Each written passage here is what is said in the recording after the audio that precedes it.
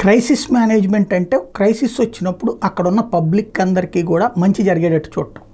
అది ప్రభుత్వం అటు పక్కన ఆతెప్పలు పడుతుంటే కొంతమంది వ్యాపారులు మాత్రం ఈ టైంలో దోచేసుకున్నారు.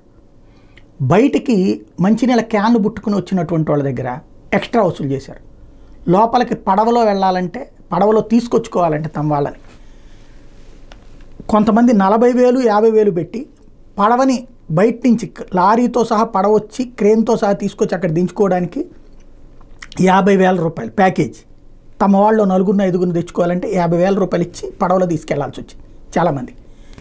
లేదు అంటే కనుక అక్కడ కొంతమంది పడవలోళ్ళు ఏం చేశారంటే ఈ గవర్నమెంట్ తెప్పించినటువంటి పడవలోళ్ళు వాళ్ళు ఈ ఫుడ్ తీసుకెళ్ళడం మానేసేసి ఇట్లాంటి వాళ్ళకి 5,000 10,000 డబ్బులు వసూలు చేసినటువంటి పరిస్థితి. అట్లాగే ఏది కొంతమంది అయితే ఎంత ఇస్తే తీసుకెళ్తాం అని కేకలేసినటువంటి సందర్భం.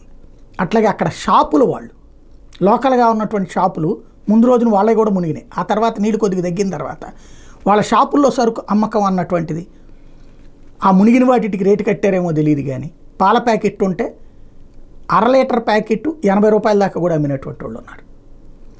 80 రూపాయల దాకా అమ్మినట్టు. లోపల వాటర్ బాటిల్స్ ఉన్నోళ్ళు ఉన్నారు. వాటర్ బాటిల్ 1/2 లీటర్ బాటిల్ 40 రూపాయల నుంచి 50 రూపాయలు అమ్మిన వాళ్ళు ఉన్నారు.